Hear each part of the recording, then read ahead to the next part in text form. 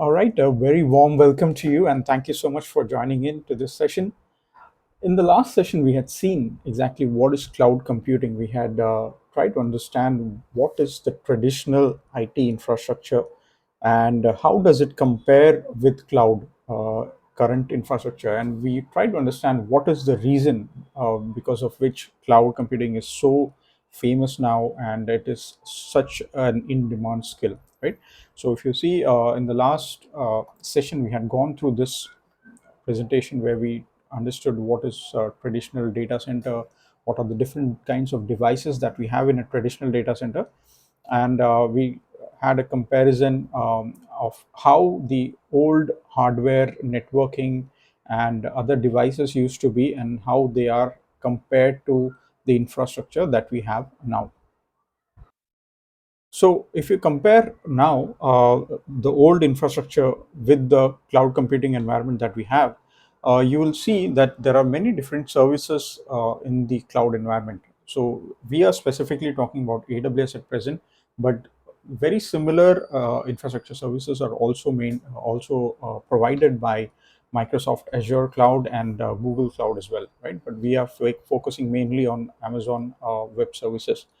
So last time we had seen a service called as EC2, which is a virtual machine service on AWS, right? So the service that AWS provides, where we can create virtual machines, is called as EC2, which is Elastic Compute Cloud or Elastic Cloud Compute. So it looked something like this, and here we had gone in and we had seen what are the steps to launch an instance.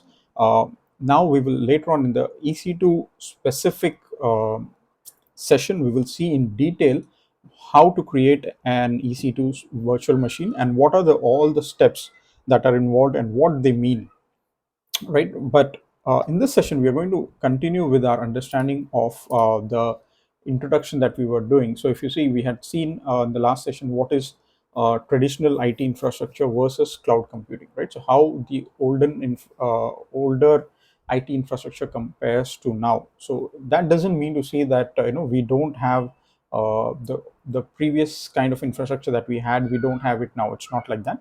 It's just a comparison. Even now, we have a lot of hardware based infrastructure. Many organizations have their own data centers where they have racks and racks of different types of servers and networking equipment, etc. Right? But cloud is upcoming, and many organizations are switching to cloud. They are moving to cloud so that they don't have to take on the hassle of maintaining all the physical infrastructure. Okay, and there are a lot of other benefits as well, which we're going to discuss now. So if you see this point number 1.3, key characteristics of cloud computing, that's what we are going to understand what that is. So if you see, the key characteristics of cloud computing is that it is on demand, then it is scalable, and it is pay as you go, right? So let's try and understand what this is. So if you see in our previous examples, this is these are some images which clearly depicts what we learned in the last session, and if we compare it with what we have in this presentation, you see it talks about on-demand services. So what does on-demand mean? It means in the last comparison we saw that a person wanted to start his own business. He wanted to start his own e-commerce website. So earlier, 10-12 years back, he had to purchase his own infrastructure. He had to get his own data center. He had to get all the instruments, the devices, so like servers and networking equipment, etc. He had to buy all that. He had to get them connected in a rack and configure everything, right? So there were a lot of time involved. There was a lot of um, uh, finances in terms of capital expenditure involved as well. But here, what is happening in the cloud, we are just logging into our console. We are going in and we are selecting what is the exact type of resource that we want, and we configure that resource. And then after some time, we are given a virtual device which works exactly the way our physical device would have worked, right? So it's a virtual machine, and similar way there are many other services which are exactly you can say a virtual replica of what we used to have earlier, and you can use it for as long as you want. You can avail of the service and you can use it for as long as you want. and you can exactly avail only the specific service that you want, right? For example, if you want a server which is 8 GB in size, you can get a server which is 8 GB in size. If you want a server which is 128 GB of RAM, even that is possible, right? So whatever is the type of configuration that you want, that is possible. So we'll see in detail in the EC2 session what are the different types of configurations that we can have. But in this case, what this image depicts is, if you see, the first image shows us uh, someone availing an Uber, right? An Uber cab. So many places, if when you're traveling, let's say you're from your home to office, you're traveling every day. So just because you need to travel every day, right, or on a regular basis, it doesn't mean that you necessarily have to purchase your own vehicle or a car, right? So either you can purchase your own car, or you can avail of a taxi service or a cab service, something like Uber, right? So what do you do, you install the Uber app and you rent the type of cab that you want, maybe a 3-seater or 4-seater or 7-seater, whatever it is. You rent the type, the size of the cab that you want for the certain distance that you need to travel to, or certain time period that you want to travel, right?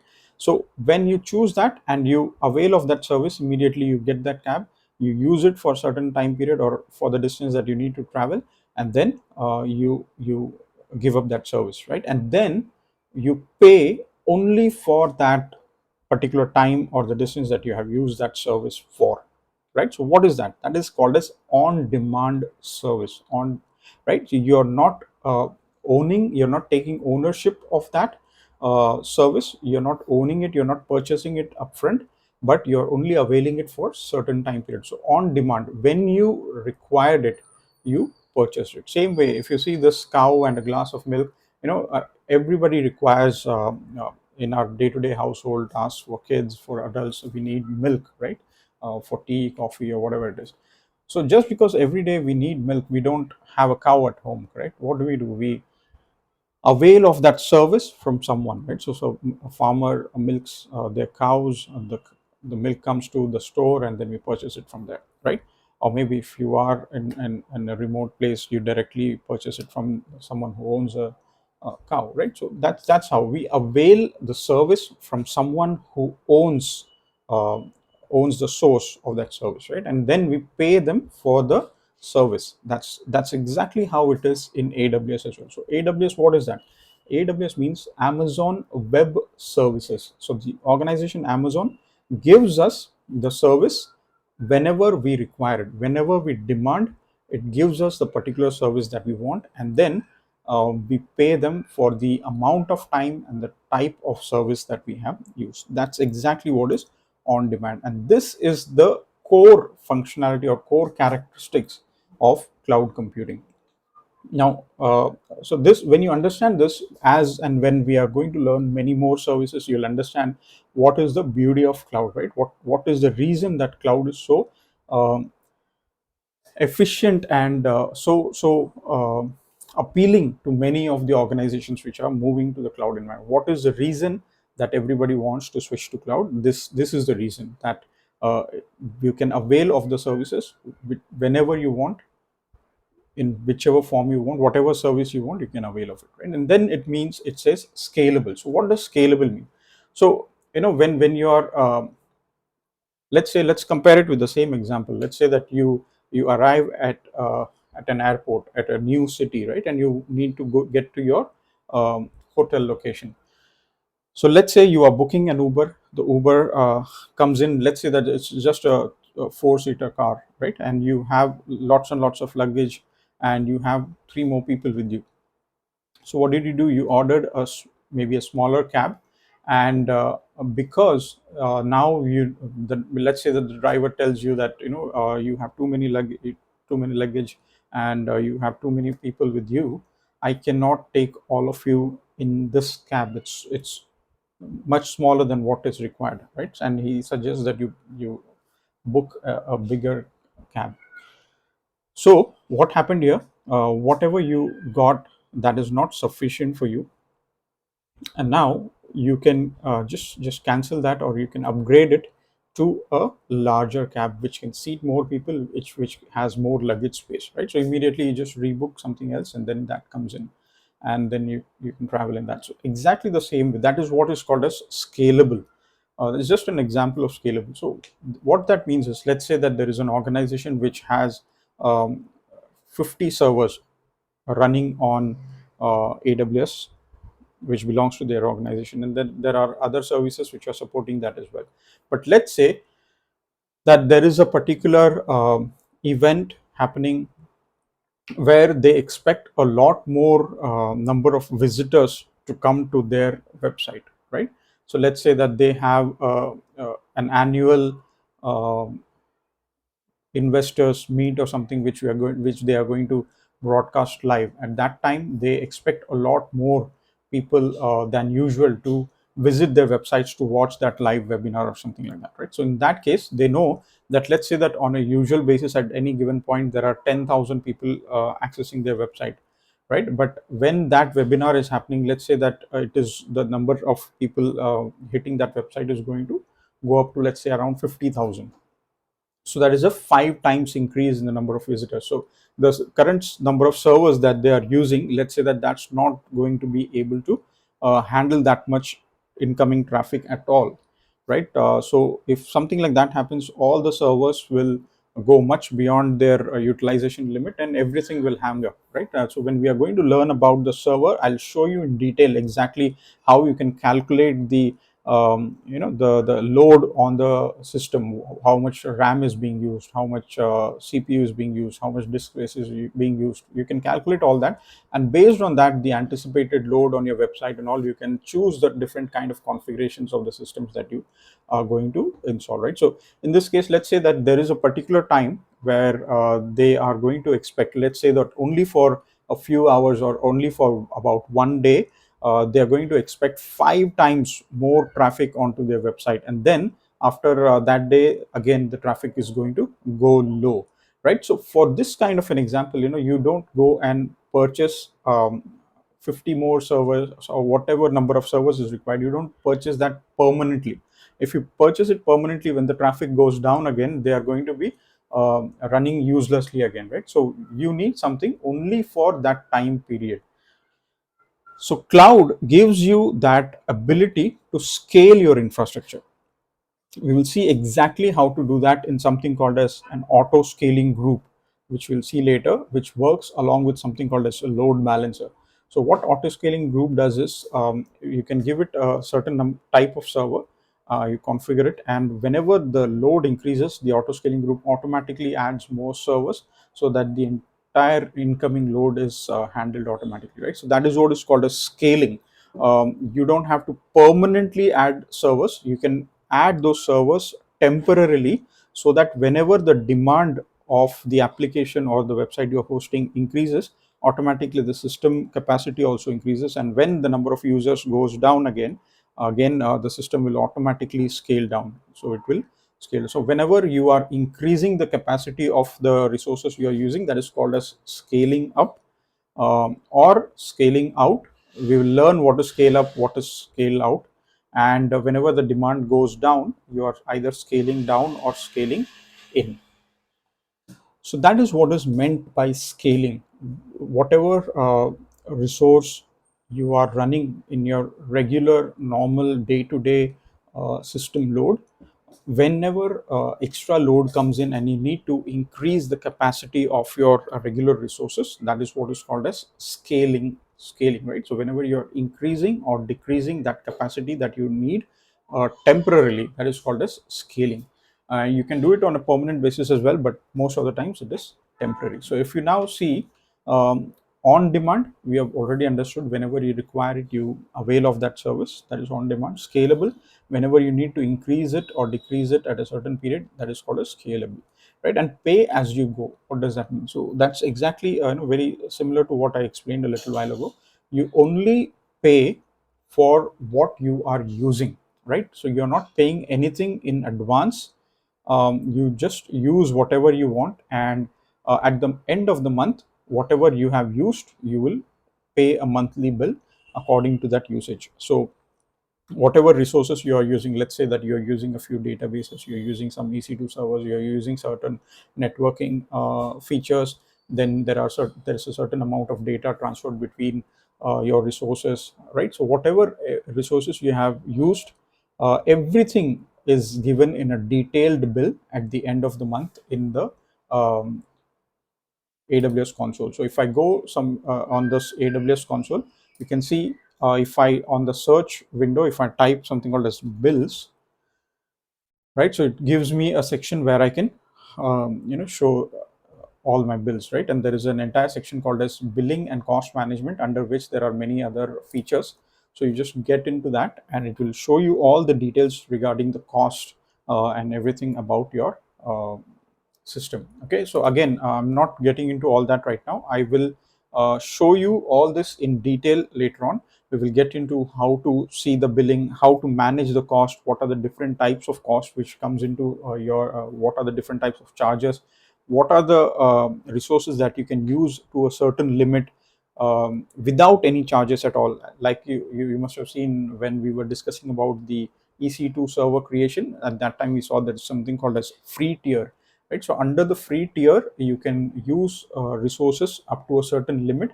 So you can make sure that you're not being charged for that at all. Okay, so we'll see all that. What is cost explorer, what is free tier, how do you manage the budgets. So you can set certain budgets so that if your bill goes above that amount, as soon as it comes to that amount, it will send you an alert so that you can come and stop certain resources if you want, or something like that, right? So all these features are available. We'll have a separate section for that as well. Okay, so that is called as pay as you go. Whatever you are using, you pay only for that. You do not use for anything else. So key characteristics of cloud computing, again, it is on demand, it is scalable, and it is pay as you go. All right, so in this section, we are going to understand what are the different types of cloud computing. Okay, so or what are the different types of cloud. So there are three major types of cloud. If you see here, it is private cloud, public cloud, and hybrid cloud. Okay, so we'll go one by one. So in order to understand what is private cloud, we need to understand a concept called as virtualization. Okay, so what is virtualization? So if you know, uh, I'm sure many of you must have heard about this concept called as virtualization. So what is virtualization? Earlier, let's say that 10 15 15 to 20 years back, whenever you required a server, you needed to purchase a physical server, right? So exactly the way we had seen in our earlier session, you purchase a server which would have a certain configuration, right? So let's say that we're talking about a long time back. Let's say you purchased a particular server which had 16 GB of RAM. Okay, let's say that it had two CPUs, okay, two virtual CPUs. Okay, and then it had let's say about 500 GB of hard disk drive. Okay, so this was the configuration back in the day, and this on this server, now you are installing your operating system. So let's say you're using something like a Windows Server 2008 or something like that. Okay, now once you have done that, on top of the server, right, once you have installed the operating system, let's say that you have installed the operating system on this. So this is the operating system. So once you install the operating system, you will now go ahead and install the specific applications that you require, right? So you will install the applications. So these are the application is the exact the reason that you are installing your operating system, you are building your server, etc., right? So let's say you have two different applications running on your server. Let's say that the server is functioning very well, the applications are performing perfectly, right? But yes, as you know, in every IT infrastructure, you will face some or the other challenges sometimes. So let's say that at some given point, you are updating certain operating system, you are installing certain operating system updates, or maybe you are doing a firmware upgrade, or you are installing certain application updates or something, whatever it is. Let's say that there was a change made in something or the other over here. In that case, what may happen is one of the app, let's say that in one of the applications you installed an update, and now that application is not functioning properly, right? Or you installed a particular update on the operating system, and now that operating system is giving you certain errors, because of which now you need to restart the entire system. Okay, let's say that you need to restart the entire system. So when you need to restart the entire system, what is going to happen? First of all, the server or physical hardware itself will shut down. Because of that, the operating system will shut down. Because of that, both the applications will become unavailable. Let's say that there are many users who are connected and using those applications, they will be disconnected from the application, and that may cause a lot of impact, right? So let's say that it's a critical application which is bringing a lot of revenue for the business. Even if it goes down for a few minutes, let's say 15-20 minutes, even then there will be a lot of loss of business, right? And let's say if it's a bank or something, there will be major financial losses. So this was how the system used to work earlier. Even if there was an issue with the operating system, or if there was an issue with one of the applications, let's say that you installed an update on application 1, right? And that application started giving you certain issues. And because this application is hosted on this OS, and you wanted to restart the entire system, even the application number 2 will be impacted, right? That will also go down. So this was also a challenge, hosting an application. So that this was one challenge. If you had multiple applications running on a certain operating system, both were critical. Even if one application was impacted, the other will also be impacted. The second reason, the major issue with this particular older infrastructure was that, let's say that this hardware has 16 GB of RAM and two virtual CPUs, right? So application 1, let's say that application 1 is utilizing around 4 GB of RAM. Okay, so let's say that it is using 4 GB of RAM. It is utilizing certain amount of CPU, and let's say it is using 100 GB of hard disk drive. Okay, now similarly, application number 2, let's say that it is using only around 4 GB of RAM again, and let's say it is using around 200 GB of hard disk space. Okay, now what is happening here is, because these two applications are here, and if you see the total, in total both these applications are using around 8 GB of RAM, and let's say that they are using a certain amount of CPU, and they are using only around 300 GB of hard disk space, right? Because of this, you see a lot of resources is being wasted. Around 8 GB of RAM is being wasted. Of course, you need a little bit of buffer as well, but yes, a lot of resources being wasted, and it cannot be used, because even if you install another application or something, it may conflict with the other applications and all. So you best to avoid multiple applications on the same server, right? So multiple applications or multiple services or features, best to keep it as simple as possible. So in this case, if you see, there is a lot of resources being wasted as well, right? So earlier we had an issue where there were conflict. If there was a conflict, one application would impact the others, but also if the hardware resources were being wasted. But now let's say we are coming to a solution for this. That's why we they came up with a solution, and the solution is called as virtualization, right? So in the case of virtualization, what happens is, you have the same concept where you have a physical server, right? So let's say this is your physical server. Now this physical server is going to remain the same, but we bring in the concept of virtualization, where we are not going to install the operating system directly on the server. Okay, so earlier what did we do? We brought in the physical server. On that we installed an operating system, and then we installed certain applications on that, right? But in this case, we are not going to do that. We bring in a virtualization software. Okay, so I'm not going to use very difficult terms and all. I'm going to use very simple terms so that you can understand what that means. So we will bring in a virtualization software. So let's say that I'm sure many of you must have heard of something like VirtualBox or something like VMware, right? It's a very common term. So we will bring in a virtualization software. Let's say that this is VMware. Okay, so we install that. Okay, so let's say that we are installing something like VMware. So what this allows us to do is, Earlier on our physical server, we would be able to install only one operating system, right? And because of that, we were installing multiple applications on only that. And once you install one operating system, you cannot install multiple operating systems on that.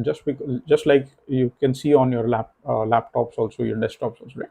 There are other ways to do it, but at present we'll focus on you majorly install only one operating system on your server, or used to install only one operating system on your server. So when you bring in this virtualization software, what this virtualization software would help you to do is install multiple instances, right? Multiple instances of your operating system. Okay, so in that case, what you can do is you can install a Windows server here. So let's say you are installing a Windows server here. Now you can even install different versions of operating systems from different different developers or whatever it is, right? You can install different flavors of operating system as well. So let's say that you have installed one type of operating system here, another type of operating system here, and you can, while installing those operating systems, you can exactly mention what is the division of the resources that you want to assign to these operating systems. Okay, so let's say that I'm installing operating system 1. Okay, so I'm installing operating system 1. Let's say that this is my Windows OS. Okay, so this is my Windows OS, and here I'm, for this server, I'm going to assign it, let's say, 4 GB of RAM. Okay, and I assign a certain amount of CPU, and then let's say that I'm assigning it 100 GB of hard disk drive. Same way, let's say that I'm installing another operating system here. Let's say that this is going to be a flavor of Linux called as RHEL, and then let's say that I'm giving this 8 GB of RAM, and here I'm assigning it 200 GB of hard disk drive, right? So whatever I'm assigning to these operating systems, the ultimate total cannot be more than what the physical server has here, right? So all of the total should come up to only what the physical server has. Now, same way, let's say that the next operating system that I have. So this is my operating system number 2. Okay, so this is my operating system number 2. Right now, we will have another OS number 3 here. So let's say that this is going to be something like Ubuntu, and let's say that what is remaining. So we have already assigned 12 GB of RAM, correct? And we have total 16 GB. So we can assign, at the max we can assign 4 GB, or I can assign something like 2 GB or something like that, right? So let's say that I'm assigning 4 GB here, and I can assign up to a maximum of 200 GB of hard disk space which is remaining, right? So that's what I do here. So if you see, now I have 3 different operating systems which are residing on the same physical hard disk, physical server, because of the feature called as virtualization, which is a software which I have installed in between the operating system and the physical server. Right now, what this allows me to do is I can install the applications separately on the 3 different operating systems. So many times, if you have certain critical applications and all running, it's best advised that you keep them separately, so that if there is any issue with one application, it does not impact the other applications running on the same server. So what I can do is I can install my application 1 over here, I can install application 2 here, right? I can install my application number 3 over here, right? So what this does is it has already separated my applications into different operating systems. Now if there is any conflict in the application or the operating system, what will happen is I can just restart that particular server, the virtual instance of that particular server. Let's say that there is an issue going on with either app 1 or the OS 1. What I can do is I can just I can just go ahead and restart operating system 1 alone, right? The server number, virtual server number 1 alone, and because of that, the other applications will not be impacted, right? So there have been 2 major benefits here. What is happening? I have been able to isolate my operating systems, my applications, etc. And then the second major benefit is that I am now able to utilize my physical server up to its maximum physical potential, right? So it had 16 GB of RAM, it had 500 GB hard disk drive, and certain amount of CPU. I'm able to use it completely, if you see, the total of all the operating systems that are consuming is coming to 16 GB and 500 GB of hard disk space, right? So that's the benefit.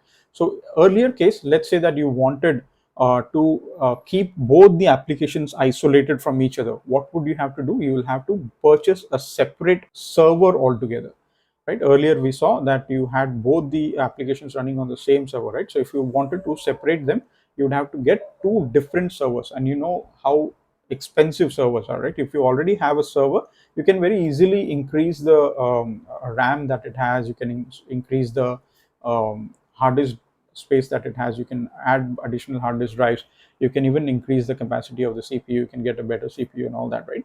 But to get procure a whole new server for each application is going to be very difficult. It's very expensive. That's why when this concept of virtualization came in, it in a way completely transformed the IT industry, because it allowed you to install many different instances of operating systems on the same physical hard disk, physical server.